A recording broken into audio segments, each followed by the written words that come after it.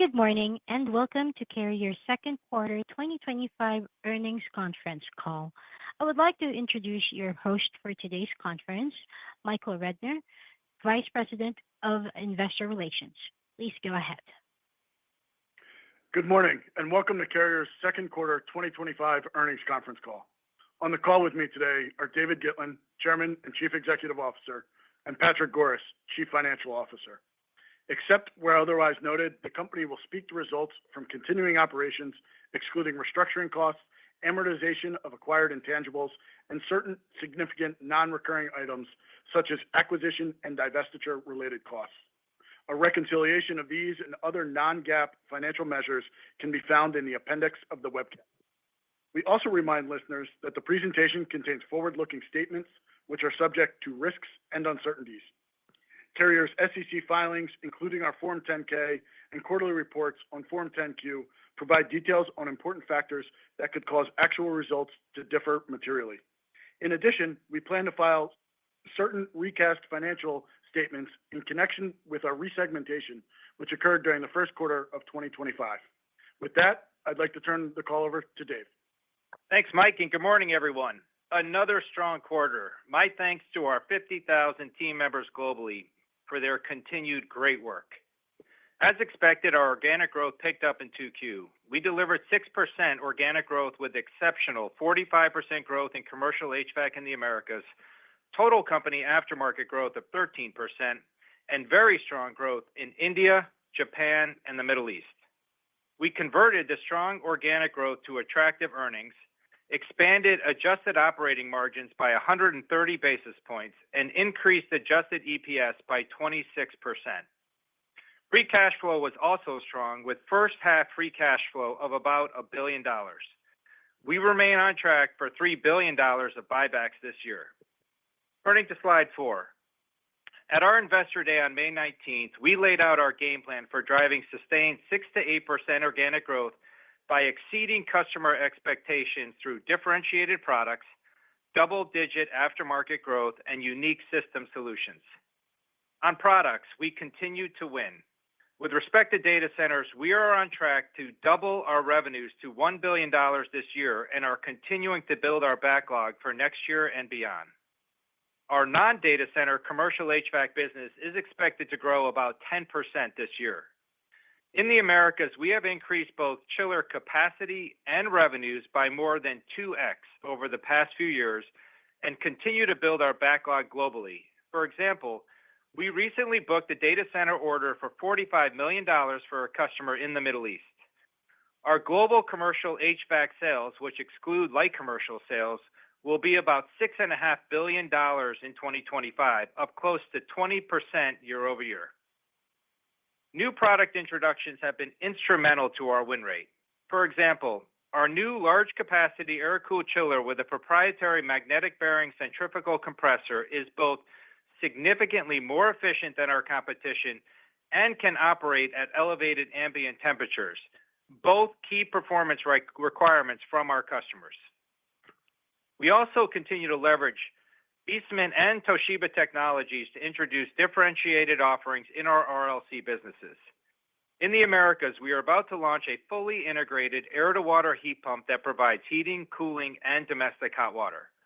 This all-in-one solution provides homeowners with improved energy efficiency, frees up valuable indoor square footage, and provides us with market expansion and mix-up.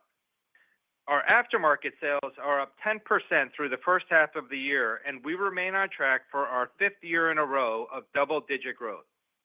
Our number of connected chillers was up 40% in the quarter compared to last year, and over the last 3 years, we have increased the number of connected chillers by more than 3x, from roughly 20,000 to 63,000.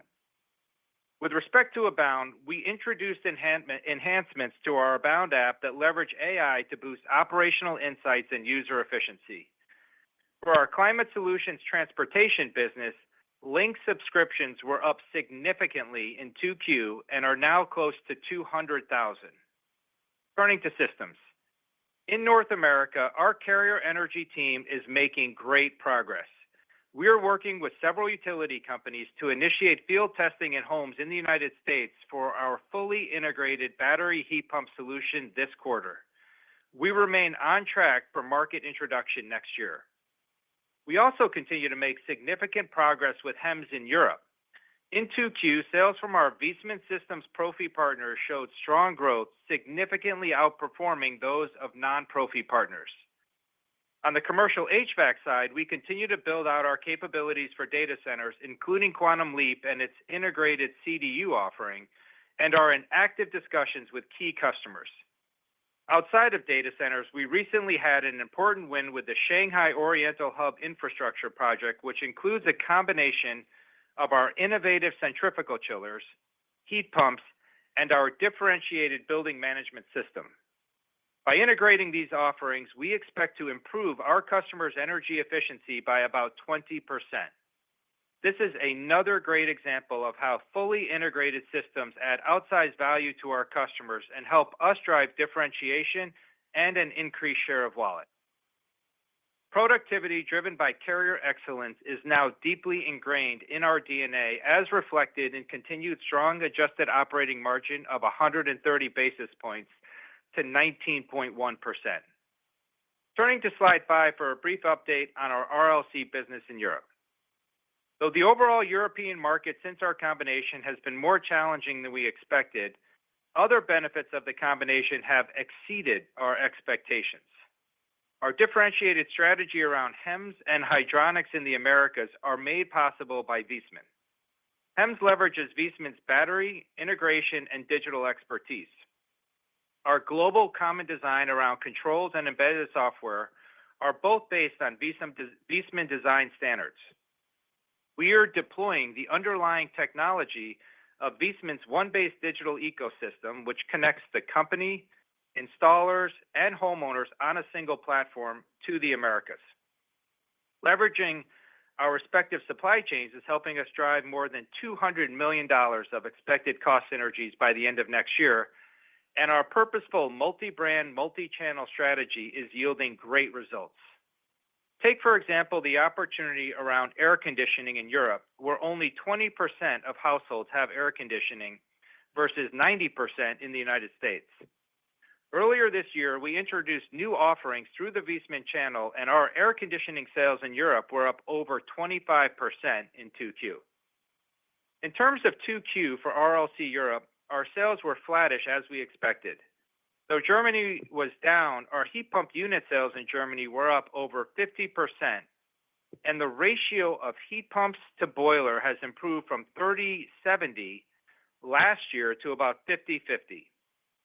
We like this mix-up, and combined with our expected reductions in electricity prices and easy compares with total German heating units that are close to historic lows, the business is well positioned for a return to growth. Our RLC sales in Europe outside of Germany have returned to growth, up 3% in the quarter, and we expect that to further increase in the second half of this year. The integration of RLC and commercial HVAC in Europe also presents great sales and cost opportunities. Carrier and Viessmann are both top players in commercial and residential, respectively. The countries where Carrier and Viessmann are both leaders are, in many cases, different, which provides the opportunity to leverage each other's respective strengths. Slide 6 is a reminder of where we have come over the past few years. Our portfolio is much more focused and simplified with a higher growth profile. Adjusted operating margins have expanded on average over 100 basis points per year, and our adjusted EPS has grown at a high teens CAGR. Despite a few unforeseen headwinds, the team continues to control the controllables and over-deliver, and we remain on track to deliver close to 20% adjusted EPS growth this year. Our team continues to deliver strong results, and I am confident that we will do so again in the second half of 2025 and beyond. With that, I will turn it over to Patrick. Patrick? Thank you, Dave. And good morning, everyone. Please turn to slide 7. We had a strong second quarter. Sales, adjusted operating profit, margins, and adjusted EPS were all ahead of the guide we provided in May.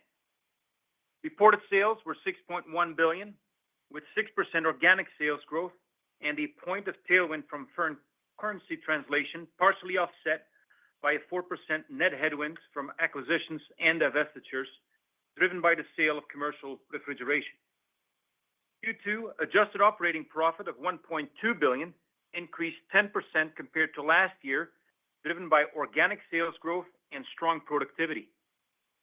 Tariffs were net neutral in the quarter.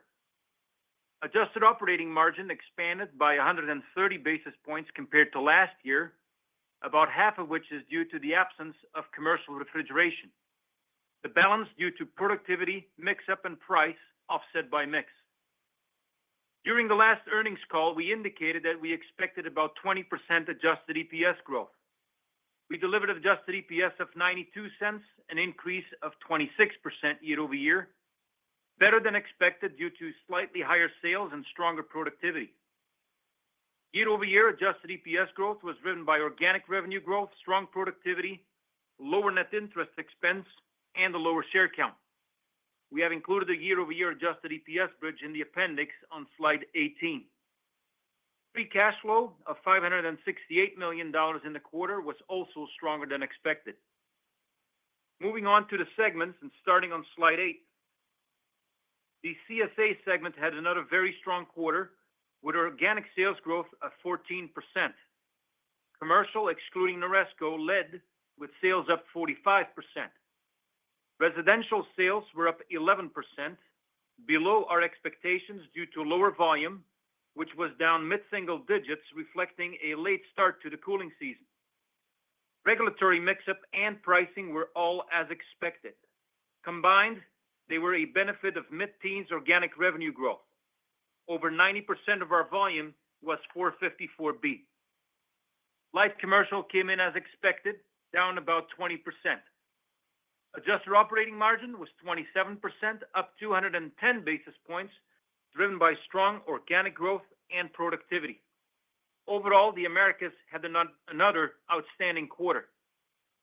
Moving to the CSE segment on slide 9. Organic sales growth in CSE overall and residential and light commercial were both about flat.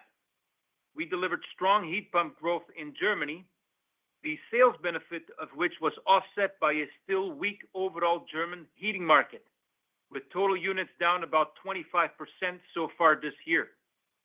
Commercial was up low single digits. Adjusted operating margin was about flat, with cost synergies offset by unfavorable regional and product mix. Moving to the CS Asia Pacific segment on slide 10. Organic sales were down 4%.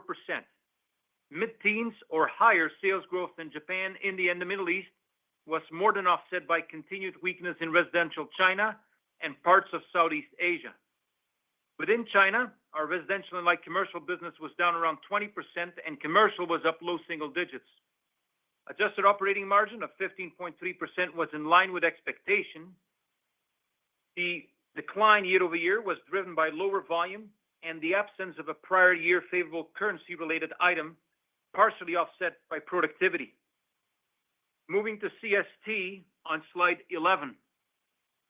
Organic sales were down 1%. North America truck and trailer returned to growth, and container strength continued with sales up mid-single digits. This was more than offset by weakness in Europe and Asia truck and trailer. Adjusted operating margin of 17.6% expanded 340 basis points compared to last year, largely due to the commercial refrigeration exit. Turning to slide 12. Total company organic orders were down high teens in the quarter as we faced a tough compare versus the prior year, where orders were up 30%. North America Resi was down about 60% compared to orders up over 100% a year ago. This was only partially offset by strength in commercial Americas up high teens, light commercial Americas up over 20%, and transportation up high single digits. Excluding CSA Resi, total company orders were up mid-single digits. Overall, we ended Q2 with a robust and growing longer cycle backlog in commercial, which sets us up well for a strong second half. Moving on to slide 13 and shifting to full year guidance. For the total company, we are reaffirming the guide we provided in May. We continue to expect mid-single digits organic sales growth, about 100 basis points of margin expansion, and close to 20% adjusted EPS growth at the midpoint. Moving on to slide 14, each segment's organic growth is unchanged, but there are some moving parts within some of the segments, as you can see on the slide. Moving to profit and cash guidance on slide 15. Total company adjusted operating margin expansion remains unchanged, up about 100 basis points versus the prior year. With respect to tariffs, the net tariff impact in our July guide is 0, just as it was in our May guide. The incremental price to neutralize tariffs is now about $200 million versus $300 million in our prior guide. The margin impact of tariffs is about 20 basis point headwind versus the prior year. As you can see on the slide, we made some minor adjustments to margin expectations in the segments. We are maintaining our estimate for free cash flow of between $2.4 and $2.6 billion, reflecting roughly 100% conversion, and still expect to repurchase about $3 billion worth of shares in 2025. We are maintaining our adjusted EPS guidance range of $3 to $3.10. Compared to the prior guide, lower sales in CSA Resi and Light Commercial are offset by CSA Commercial sales, and we are targeting incremental productivity and cost actions to offset unfavorable mix in CSA and CSE. Additional full-year guide items are in the appendix on slide 20. Some color on Q3. We expect Q3 sales of about $6 billion with mid-single digits organic growth versus the prior year, and anticipate adjusted operating profit to be flat year over year. In essence, we get a $200 million year-over-year sales benefit from currency translation and tariff-related pricing with no drop-through, while the benefit of productivity mix-up and price is offset by unfavorable mix due to lower CSA Resi sales. Q3 EPS is expected to be about 80 cents. We expect Q4 EPS to be up about 20%, similar to first half EPS growth, including the benefit of productivity and cost actions. In summary, we remain on track to have another strong year with mid-single digits organic growth, close to 20% adjusted EPS growth, and strong free cash flow. With that, I would like to ask the operator to open up the line for Q&A. We're now opening the floor for question and answer session. If you'd like to ask a question, please press star followed by 1 on your telephone keypad. Your first question comes from the line of Jeffrey Sprague of Vertical Research Partners. Your line is now open. Thank you. Good morning, everyone. Perhaps we could just dive a little bit further into Europe. It looks and feels like maybe things are getting better there, but the margin guide has actually come down. So, Dave, can you just unpack that a little bit more? Patrick mentioned mix, but just where you at on the synergy capture and Viessmann, what's going on with the mix, and what do you think about the margins off this level looking into next year? Yeah, Jeff, let me start with synergies and maybe a bit more on the business, and Patrick can give the breakdown on kind of the margins and second half margins. Overall, look, we were flattish in the quarter as we thought we were going to be. We were a little bit stronger outside of Germany than within Germany, and we actually typically have slightly higher margins in Germany. And the other issue is boilers in Germany were coming down a little bit more, and we make pretty good margins, of course, on boilers. And there's a particular type of boiler, a floor standing boiler, where it was down a bit more, and our margins there are even a bit higher. So there were, within the RLC Europe business, a few mix issues. I will say we feel really good about the cost synergies. We talked about $200 million by the end of next year. We will certainly meet or exceed that. The team's being quite aggressive, not only on supply chain and some of the other indirect, but the team's had to take a lot of very aggressive other discretionary overhead cost actions. They did a lot last year. I can assure you that Thomas and the team are doing a lot more this year. So they are going to take costs out of the business. And I will tell you that it really positions us for margin drop through as the volume starts to recover as we get into the second half of this year and next year. And then, Patrick, any more on the margins? I think you covered it. It's really German margins in Germany a little stronger, and sales in Germany were a little weaker, and a little stronger outside of Germany. And then maybe we could just delve into price a little bit more. Patrick, you gave us the tariff-related price impact. Can you just share with us kind of what the total price capture was beyond just what you did on tariffs, if there is more, both in the quarter and what you're expecting for the year in aggregate? If I look at price, including the regular price increase and then the price related to tariffs, in the second quarter, it was about 2 points for the overall company. For the full year, it will also be about 2 points. So it's about 2 points each quarter so far this year. And that excludes the mix-up benefit, Jeff. Yeah, understood. Okay, thank you. I'll leave it there. Thanks, Jeff. Your next question comes from the line of Julian Mitchell of Barclays. Your line is now open. Hi, good morning. Maybe just wondered if you could flesh out a little bit more those assumptions on U.S. resi and light commercial for sort of the back half and how you see kind of the end market sell-out trends varying there versus the sell-in and the comps. How's the actual end market movement in terms of dynamics on price or repair and remodel, anything changing in those assumptions? Yeah, I would say, Julian, the good news has been that both price and mix are what we thought. On the mix up, we've been getting the 10%. As we look at the back half, it's almost 100% 454B. If you look at 2Q, price was up in the mid-single digit range, so that was very positive. The issue we had in 2Q, which we've now extrapolated for the second half, is that the volume was down more than we thought. The volume was down in the second quarter, mid-single digits, and we thought it was going to be up low single digits. So what we've done for the second half of the year is we've now assumed that volume in the second half will be a bit more like down 20-25%, and then you get a mix in price of 10 to 15. So that means net, our sales in the second half would be down about 10%. So that's why we reduced, as you saw on Patrick's slide, we reduced the full year for resi to be up single digits. Call it first half up 15, second half down 10, you get up mid-single digits for the year.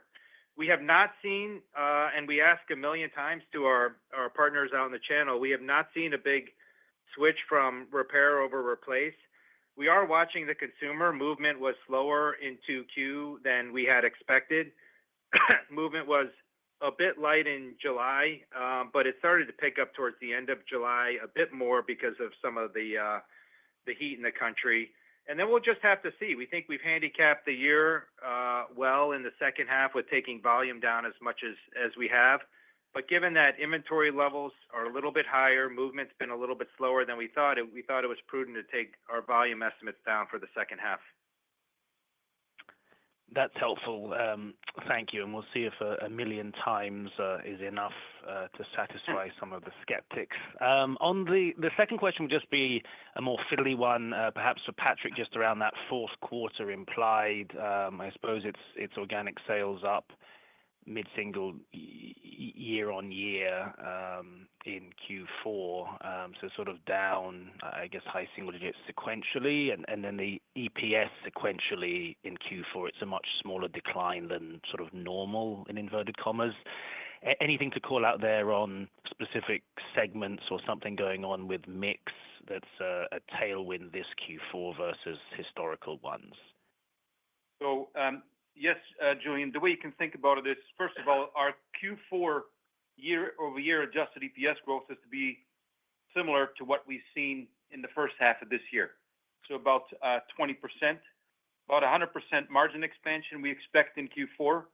And Q4 is expected to be our highest organic growth quarter of the year. So we expect actually close to high single digits organic growth. with both easier comps in Europe, in Asia Pacific, and transportation is expected to return to more attractive growth in Q4 as well. And in Q4, of course, the benefit of that volume mix-up and productivity somewhat offset by the unfavorable mix in resi in the U.S. And then from a margin perspective, tariffs are slightly negative. And then, of course, in Q4, we'll see more of the benefit of the cost actions that we've been implemented versus what we will see in Q3.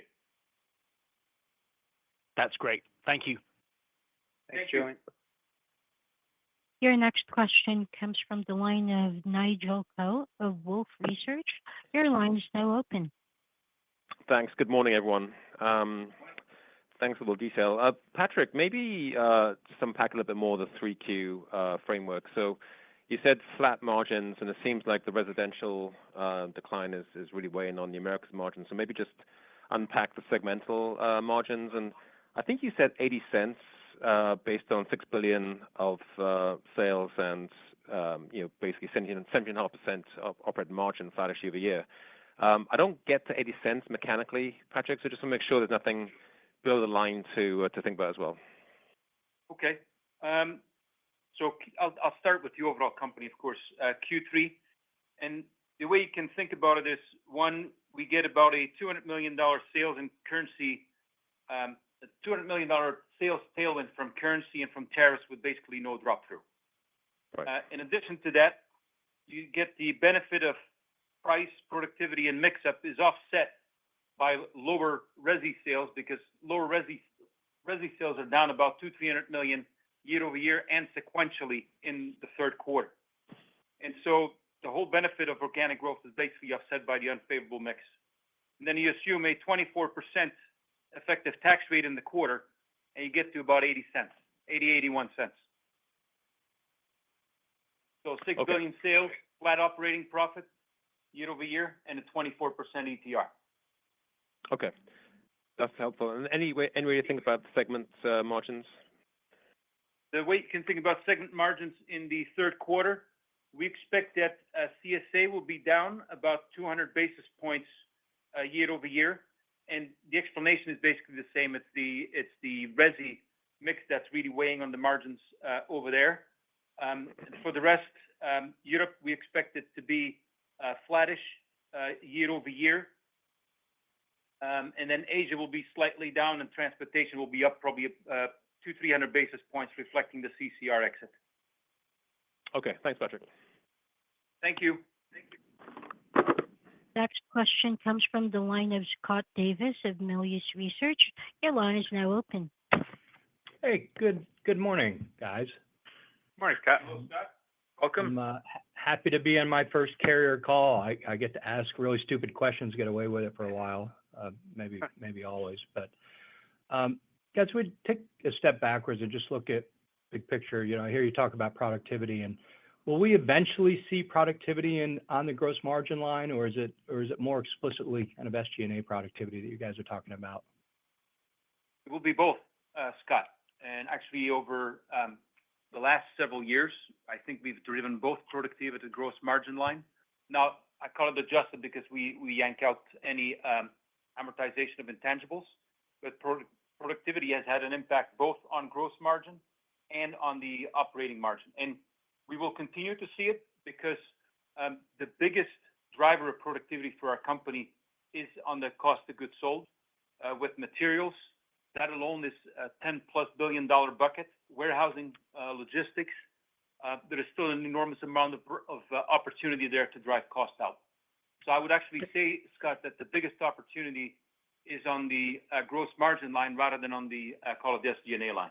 Yeah, and Scott, I know that you're familiar with us over many years, and many used to think of us back in the day as Carrier is like a 10% ROS business. This past quarter, we were at 19.1%. In fact, it was our highest profit quarter ever. And it's not only, as Patrick said, on the gross profit line, but it's also, it used to be that our G&A, not SG&A, our G&A as a percent of sales was north of 9%, and now it's about 7%. So I think it's both product costs, and then it's a lot of the other indirect costs as well. So it's both.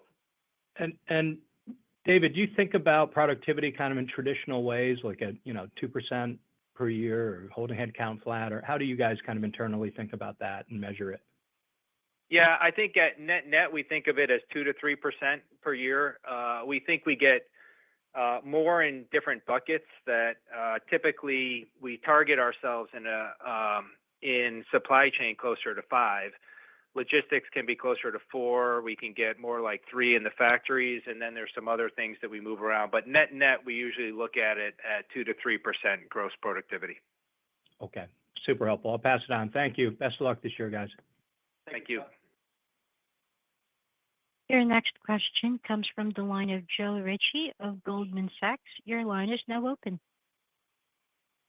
Guys, good morning. Hey, Joe. Morning. Yeah, I'm sorry if I missed it, but did you guys can you just describe how the canister issue played out in 2Q, where we stand today, and whether that's still a problem on the resi side? It's no longer an issue for us, Joe. The team really jumped on it. We started pre-charging a number of units. We were actually going to tremendous lengths in 2Q to get our customers plenty of canisters. We do not hear canisters in the field being an issue. We pivoted super hard in May and June, and hats off to the business, the operations team working with our channel. It's no longer an issue. Awesome. And then, Dave, I heard you say that your non-data center business was up, call it 10%, maybe a little bit better than that in CSA. Can you just double click there, give us a little bit more color, what you're seeing across the non-data center side of the business? Yeah, actually in CSA, the non-data center activity was up 20% in the quarter. If you look overall, we think that for the quarter and for the year, the non-data center activity will be up about 10%. So if you look at CSA, our applied business was up over 100%. We had service business up about 20 and controls in the high teens. And then if you look at data centers in the Americas, we were up over 300% with non-data centers up about 20. So, Garang and Steve and the team did just a superb job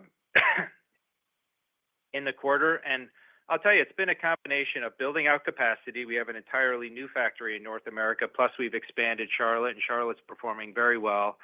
So we've expanded capacity. We've introduced new products. I just mentioned this mag bearing for air-cooled, which is very attractive to many of our hyperscaler customers. And we've gotten some really creative ways to support our customers in the aftermarket. So all in, both the data center, non-data center, things like some of the mega projects, some of the manufacturing that's been returning to the United States, we've had some really marquee wins that's been happening globally. Great. Thanks, guys. Thank you.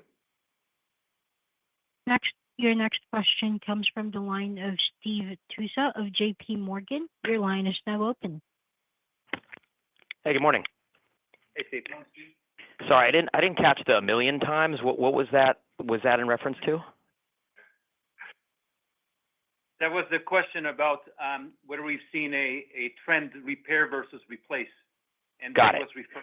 Okay, got it. I just heard the number. I didn't quite catch it. There's a lot of earnings this morning. Can you just bridge us to the 20% increase as far as what you're assuming for any headwinds in resi in that particular quarter?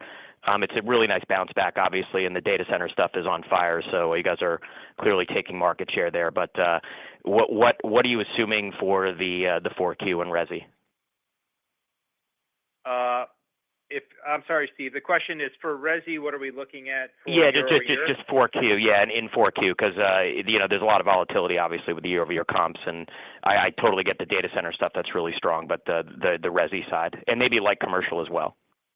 Yeah. Yes, for resi Q4 sales down about 15%, of which volume is about 23%, give or take, and then the rest rounded would be price and regulatory mix. And okay. Got it. Steve, on the light commercial side in 4Q, it'll be flattish to last year. We do have the benefit of that being our easiest comp quarter. Last year, light commercial was down a little over 10%. So we think about flattish for light commercial in the 4Q. And, look, the first half was kind of rugged, of course, on light commercial, but over the last 6 weeks or so, we have seen some level of encouraging trends in terms of field inventory levels down, orders up. Some of the paralysis that we saw on our small business customers has been lifted a bit as we've gotten more tariff certainty. We've seen more demand come back on the small and medium business side, and we've had some very, very nice wins on the retail side. Some of the fast food, especially the higher end fast food, we've done really nice job with share. So we do see second half down probably mid-single digits, probably down about 10 in 3Q, flattish in 4Q. Yeah, super easy comp. So you're basically saying that the resi stuff is pretty consistent year over year, 3Q and 4Q. And the RLC, the light commercial makes a lot of sense because of the comps, obviously. Yeah, and remember, resi has a very tough comp to last year because we were up about 35% and volume was up about 30% in the fourth quarter of last year. Yep, totally. Okay, thanks a lot for the details, and we appreciate how you guys lay it out in the slides. It makes it very easy to consume, so thanks for that. Thank you, Steve. Your next question comes from the line of Andrew Kaplowitz of Citigroup. Your line is now open. Hey, good morning, everyone. Hey, Andy. Dave, could you talk a little bit more about what you're seeing in Climate Solutions Asia Pacific? You lowered China a bit in terms of your outlook for the year, but the balance of the segment is up. You didn't change the overall growth. Is that kind of a new normal for the segment as we think about it going forward? Just an update there. Well, I think what is encouraging in Asia is that Michael and the team have done a great job looking at growth at places like Japan was typically in the past no growth. We were up high teens in the quarter. India was up just under 30%. The Middle East was up in the mid-teens. So I think that because China's been softer than we thought, and it's been softer on a more sustained period than we thought, I think the team's done a superb job. And then there's some countries in the first half that were a little bit surprisingly weaker. Take Thailand, and that'll recover. That was partly some performance things, partly some market things. So we'll recover that in the second half. And then when we think about China, we do feel good about commercial in China. We're poised for some pretty good growth. The backlog's been growing. We've had some really nice wins. The team's doing a nice job to kind of build up that backlog on the commercial HVAC business in China. Resi has been tough for a while now. There's too much inventory in the channel still on the retail side on resi in China. So we've been going hard after the project work.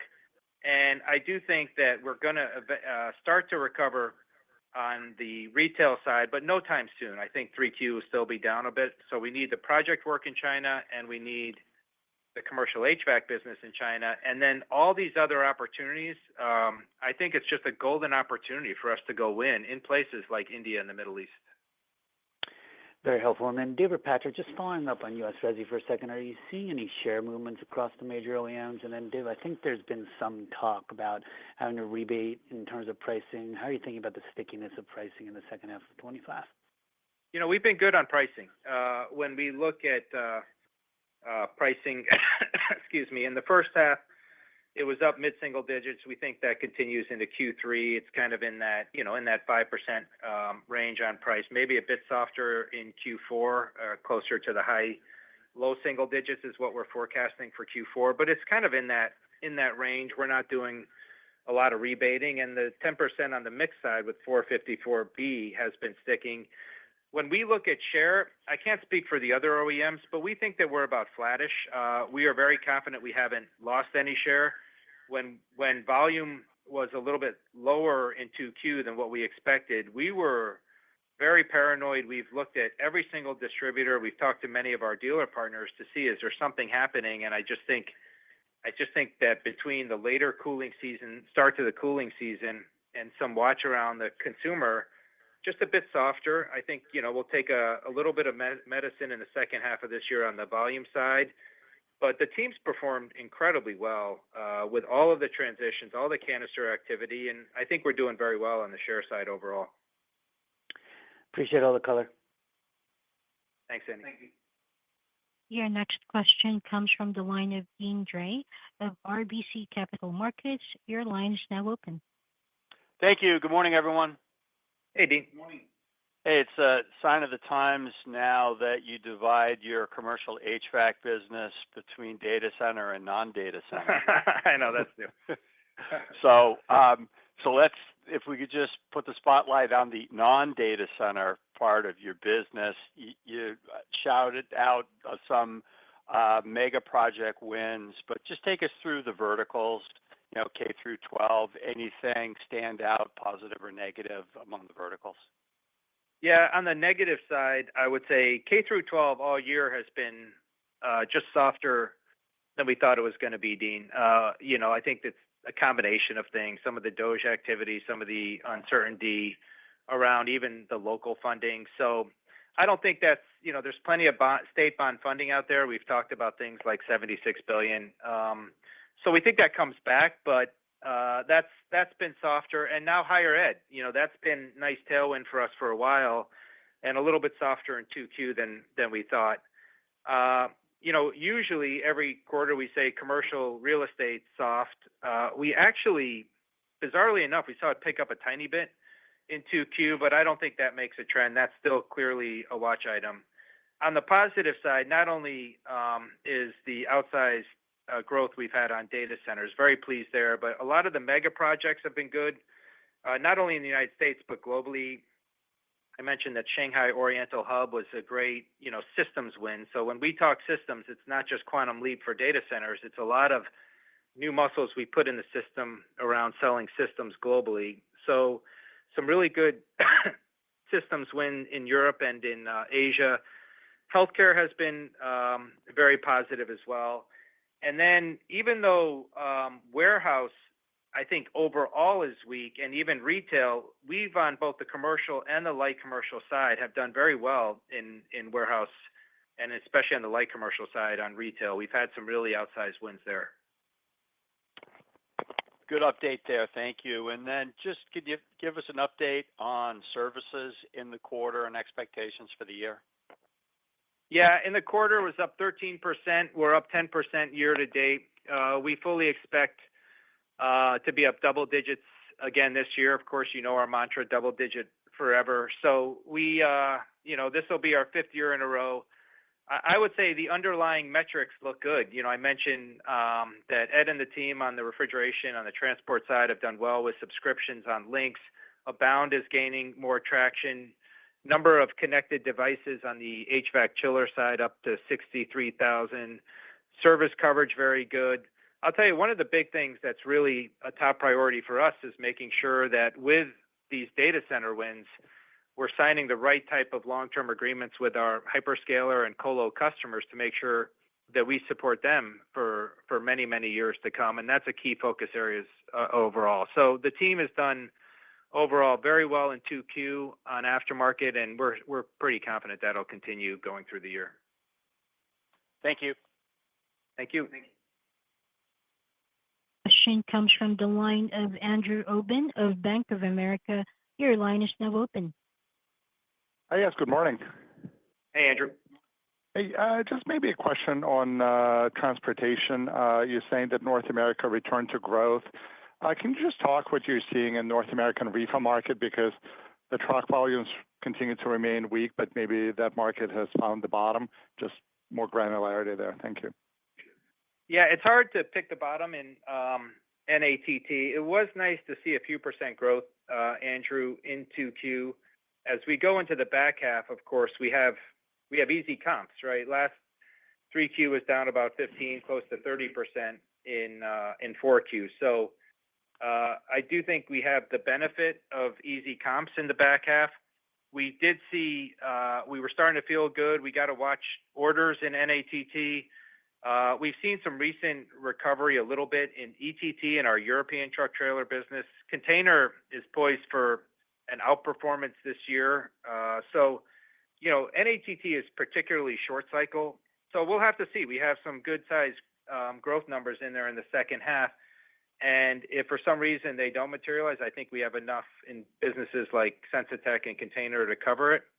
But we do see the team performing very well, and we're poised for some growth here in NATT in the second half. Oh, I think what we needed some level of stability, I think, on the tariff side for our customers. And the more clarity that's been coming in, I think, is helping our customers. That's great to hear. Thank you. And just question on Resi. You were still constructive, I think, in May. And, the May weather, if you look at the temperature, was weaker. And June was actually quite warm. And, what we hear from the channel is you guys are as close to your distributors as anyone from a very positive standpoint. So can you just tell us, when did you figure that, North American Resi was going to be weaker? And is it the inventory that was the red flag? Maybe walk us through what happened. Thanks so much. Yeah, the bottom line, Andrew, is that May movement was just a lot softer than we thought. We had a rule we would do our best never to talk about the weather. Obviously, it's a bit of a reality when you're dealing with the kind of business that we're in. But cooling degree days was softer in the last 6 weeks of the quarter than usual. But having said that, the weather is the weather. But what really happened was movement was softer in June in particular. And what that did is that's built up a bit more inventory in the channel than we'd like. So what we did as we thought about the second half is we tried to take a look at some of the movement trends that we saw in June and then assume that continues for July and August. So we'll have to see what ends up happening. And we also have been very purposeful in our projections to take inventory levels down to where they were last year when we end 3Q and where we end 4Q. So in our sales guidance, we assume that we get inventory levels back into balance. Really appreciate the answer. Thanks so much. Thank you. Your next question comes from the line of Joe O'Dea of Wells Fargo. Your line is now open. Hi, good morning. Could you talk about back half of the year margin expectations in Europe? I'm not sure if we should be thinking kind of around 11%, but any kind of variation from Q3 to Q4, and then just how that bridges from kind of a seasonality and volume perspective versus mix or other factors. Yes, thank you for your question. First of all, within Europe, residential is about 80% of our total business. And historically, the second half is stronger than the first half of the year. So seasonality related to the heating season. And so a sales pickup of 10%, 10-20% is typical second half of the year versus the first half of the year. In terms of margin expectation, you're right. In the second half of the year, it will be about 11.5%, with the strongest margin expansion by far in Q4. We had a very weak Q4 margins last year in Europe. I mentioned earlier, I think on this call, we expect Q3 to be about maybe 10.5% margins, flattish year over year, but growing to about 12% in Q4, reflecting stronger sales, but also more of the productivity actions that we've been implementing all year. As you probably know, it takes more time to implement these in Europe. So as we proceed through the year, we'll see more of these productivity actions take effect. That's helpful color. Thank you. And then just with continued focus on repair versus replace, any high-level kind of color on the economics of that? I think there's a lot of focus on the impact of kind of mix-up and that price and then tariff price and then normal price and whether that would compel a mix shift toward more repair, but not sure the replace economics as well. And so, just in terms of when a consumer is thinking about those, high level, anything behind the economics that would be kind of the rationale for why we're not seeing some of that shift. I think part of it is the refrigerant shift.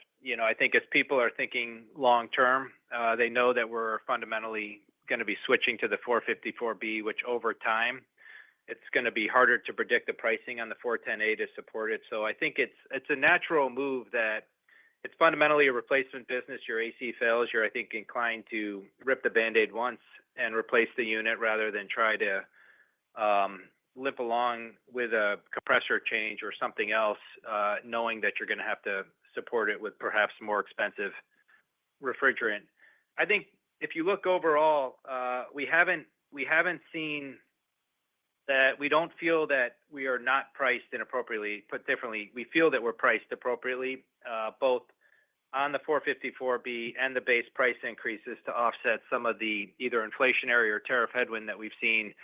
And we don't think that's been in any way a share issue. And we don't think, not only have we not seen more repair over replace, we haven't seen a big mix down from our very specific entry tier level versus the one up from that. It's something we watch carefully. So look, we just think that probably a bit of a later start to the cooling season. We got to watch the consumer. Interest rates have continued to be high, which has put a damper on residential new construction and also people moving to buy new homes, which of course we benefit from when people move from one home to another. So all of that has resulted in a bit slower movement, which we've assumed continues into the second half, and then we'll have to see. Got it. Thank you. Thank you. Question comes from the line of Chris Cinder of Morgan Stanley. Your line is now open. Thank you. I wanted to follow up on the commentary on the softer resi volumes in Q2. I guess from your perspective, do you think that was just softer end demand? Was it maybe some more downstream inventory than expected, or did that come out faster? I guess any view on that, and how do you kind of separate between those two drivers when you look at the data? They overlap a bit. I think we started the quarter with a bit of elevated inventory levels. And then, so you obviously need movement to pick up to support the continued sales growth. And movement was just much softer in June than we had forecast for a bunch of the reasons we were just talking about, interest rates, consumer, perhaps weather to some extent. So look, it was what it was. I think that if you look at resi over these last few years, the team has done simply a phenomenal job picking up share. We're close to a third of the market. We've not only picked up share, we've maintained it, and we've drove nice margins. We think that there's going to be some comp issues in the second half with respect to movement. We got to get inventory levels down a bit, and then we'll have to see what happens in the second half. But a couple of watch items that we saw in 2Q, but overall, the team's performing well, and the good news is mix and price have been exactly what we thought. No, yeah, thank you. Certainly appreciate that, and kind of can see that strength that has come through the past couple of years. And then just, I guess, following up on that, obviously the volume declines for resi into the back half. The comps are incredibly difficult. So is this just a function of, kind of sluggish demand and very difficult comps, or do you think the channel will, kind of continue to pull down inventory in the back half of the year, or do you think it ended Q2 at a pretty balanced place? Thank you. Yeah, I think we're gonna consciously pull down inventory in the second half of the year. They're a bit higher than we'd like, and we are very, very purposeful every month, every quarter to try to get inventory levels in balance to what we think they should be. So we do our best to make sure there's never more in the channel than we think the channel needs. So we work very, very closely hand in glove with our distribution partners, not only the absolute levels, but the mix that they need. And we don't want to ship any more than we should to make sure the inventory levels stay in balance. And we're going to try to do everything we can to get end of 3Q in balance to where it was last year. Thank you, Dave. Appreciate that. Your next question comes from the line of Stephen Volkmann of Jefferies. Your line is now open. Great. Good morning. Thank you for fitting me in. I'm curious, sort of longer term, where are you relative to capacity and capacity additions for the data center business or for the large applied type business? Yeah, we are, Steve, we're in good shape. I tell you that one of the nice things when we talk to our hyperscaler customers is they are looking for capacity, availability, and on a global scale, and we have all of that. We have a brand new facility that we repurposed. It used to do controls, and now it's doing 100% both air-cooled and water-cooled chillers to support North America. We've expanded our Charlotte facility by about 40%. So when you look at North America, we've more than doubled our capacity just over these last few years, and then you see that reflected in the applied growth that we've had. We were actually constraining growth even for non-data center activity to just try to, because we were a little bit limited last year and the year before. That's no longer an issue. We're telling our teams, get out there, go win data centers, go win the others, because we have the capacity. And that's true on a global scale as well. We have China, we have India, we have France. We're looking at some really creative and exciting things in places like Saudi Arabia. So we have plenty of capacity now globally, and it's good because the teams out there with the new product introductions, they're out there winning, and there's a lot of excitement amongst our customer base right now. Great. That's encouraging. Thank you. And then maybe a longer term question, Dave, but I'm curious around how you're thinking about your longer term 6 to 8% growth target. What are the key sort of factors that will make that happen or not happen in 2026? I'm trying to figure out how much of that is kind of under your control and how much you need cooperation from the markets. Well, if you look at the algorithm that we laid out at our investor day, we did say that there was, always a point or two from the market. And then we have this three-pronged strategy, which is products, aftermarket, and systems. Driving double-digit forever is going to give you lift there. Systems, we said, is going to be a point or two, and we're seeing really nice progress on things like HEMS in Europe, and we'll start getting our first revenues next year from HEMS in the United States. When we talk systems on the commercial side, it's not only Quantum Leap, where there's a fair amount of activity picking up for this combined liquid cooling, traditional cooling, but also we're seeing it on non-data center activity, working more as one Carrier, combining our BMS and traditional chillers as well. So we see systems picking up and then products. So you're always going to see a little bit of variation by segment as they face different either tailwinds or headwinds. But what we've said is no segment left behind. The expectation is every segment grows 6 to 8%, and they're building their pipeline as we gear up for a really strong 2026. Great. Thank you for that. I'll pass it on. Your next question comes from the line of Amit Mehrotra of UBS. Your line is now open. Thanks. Morning, everybody. I'll just be very quick here. First, just be helpful if you can talk about how you think volume is impacted, if at all, from some of the incentives going away at the end of September, I guess, related to the beautiful tax bill or whatever it's called. Can you just talk about, is there any assumption in your guidance around any impact from that, or if you can just give us a little bit more color there? Thanks.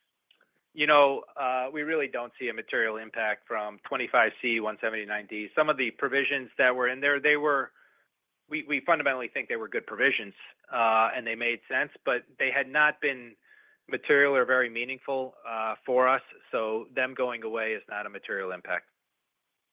Okay, that's helpful. And then just one quick follow-up to an earlier point around rebates or rollbacks on pricing. It didn't seem that there was any assumption for that in the revised outlook. Certainly, the margin for CSA didn't appear to seem that way for the full year. Is there any assumption for pricing rollbacks this year or later this year, or is that not a factor, you think, as the year plays out? We don't think. I mean, Patrick talked about price by quarter, and we don't. And I think it's been fairly consistent. So we don't see any kind of material price changes. The only thing we said is that Resi in 4Q, just in our modeling, we've been assuming 5 to 6% a quarter. We think it's going to be more like a few percent, but that's probably about it. Otherwise, Patrick kind of laid out pricing by quarter. It's fairly consistent. Yeah, and the only change versus the prior guide really is tariff-related pricing. Now it's $200 million instead of $300 million in the May guide, but the net tariff impact on operating profit remains zero. And then just last one for me. So when you talked about Europe margins going up sequentially, I get there's productivity, but I mean, that's a very big difference than what's happened over the last couple of years sequentially. Is there any way to kind of size the productivity number so we can just get a little bit more comfort on that sequential inflection from 3Q to 4Q in Europe? Well, it's a mix of both higher sales and productivity. And so if I mentioned earlier, that sales in the second half of the year, it's not atypical to be about 20% higher than the first half of the year. And so there is a tremendous volume leverage that goes with it, given how weak volumes have been so far. In addition to that, there is the cost synergies that pick up. And we've said that this year, or last year, we said synergies on the cost side were about $75 million. This year, there'll be, again, that amount, probably a little bit more, and it'll be more second half weighted than first half weighted. Got it. Okay. Thank you very much. Appreciate it. Thank you. Thank you. I'd now like to hand the call back to David Gitlin for final remarks. Well, thank you. Thank you, everyone, for joining. Obviously, a lot of moving parts in the macros, but I'm incredibly proud of the team. Continue to deliver in 2Q, and we are very confident we'll do so in the second half for a year we're going to look back on and be very proud of with a lot of strength. So my thanks to our team, to our customers, and thank you all for joining in. This concludes the meeting. You may now disconnect.